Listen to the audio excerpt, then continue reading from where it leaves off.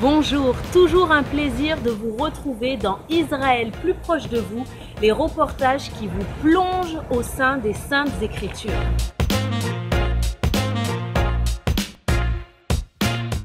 De nombreux récits bibliques se sont déroulés sur ce lac et autour de ce lac, comme la tempête apaisée, comme la marche de Jésus sur l'eau, mais c'est aussi sur ces rives que Jésus choisit ses premiers disciples, qui deviendront les pionniers de l'Église primitive. Vous l'avez compris, nous sommes à Tibériade, sur son lac, et nous allons nous intéresser à l'histoire de ce lac.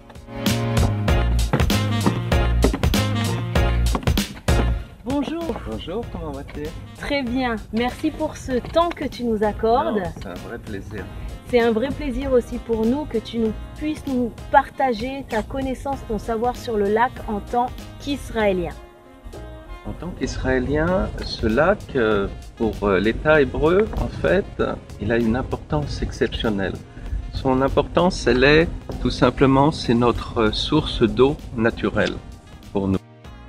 Le lac fait 22 km de long, 13 km de large, et il a une profondeur maximale de 45 mètres, simplement. En dessous, vous avez du sel. Et pourquoi vous avez du sel? Tout simplement parce que la mer, le lac de Tibériade et la mer Morte, ce sont une même mer, en fait. C'est la même mer. Nous sommes sur la faille syro-africaine ici. Et la faille syro-africaine, si vous voulez, il y a 70 000 ans à peu près de cela, la mer Méditerranée est passée par la vallée d'Israël. Israël avec un Z, hein, pas Israël, Israël. Et lorsqu'elle est passée, cette mer ici, elle est rentrée dans la faille syro-africaine et elle a formé ce lac, plus la mer Morte aujourd'hui. Et entre les deux, vous avez le Jourdain qui passe. Jo, en hébreu, ce lac s'appelle Kinneret. Est-ce que tu peux nous donner la signification de Kinneret? Quand on regarde une carte d'Israël et qu'on voit la forme en fait du lac, on voit qu'il a la forme d'une lyre. Et en hébreu, lyre veut dire Kinneret. Jo, quelle est la place de ce lac dans la pensée chrétienne?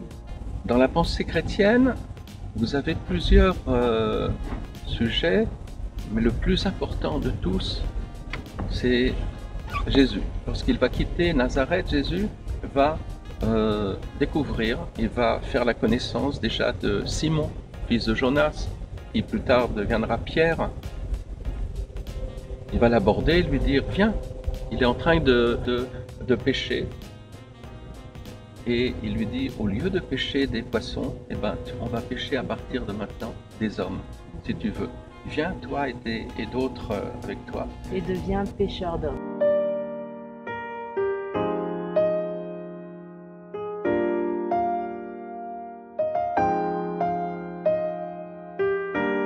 Puis, ici, vous avez également la tempête.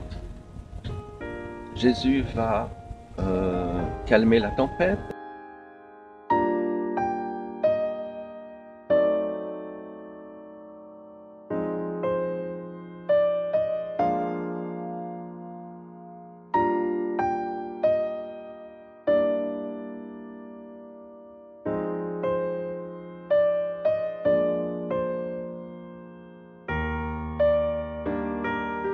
Il va marcher sur l'eau, il va faire un tas de miracles également, ici.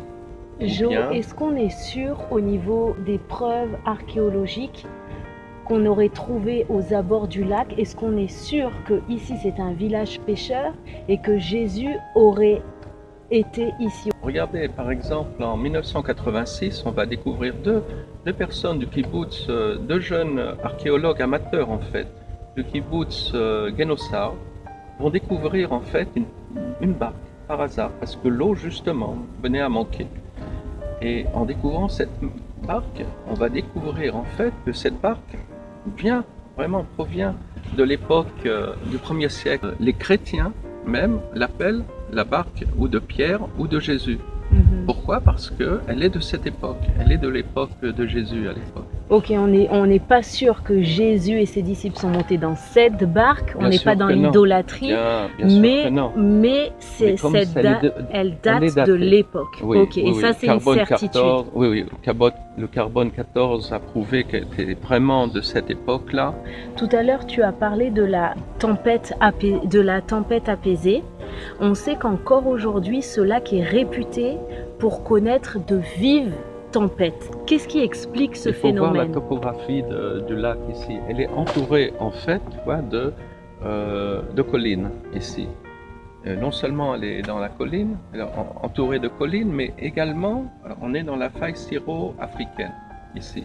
Et cette faille justement, on est à 200 mètres sous le niveau de la mer également, mais vous avez donc des différences de température et c'est ce qui fait en fait tout d'un coup que des vents violents peuvent survenir en 5 minutes.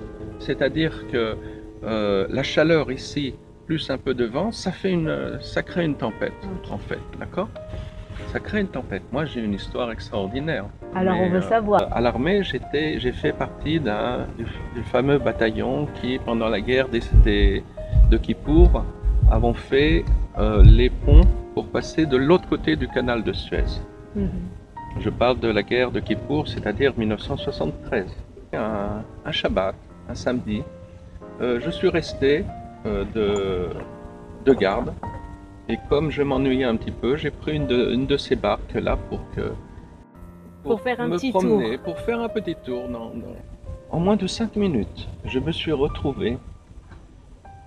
Je n'avais plus de contrôle sur la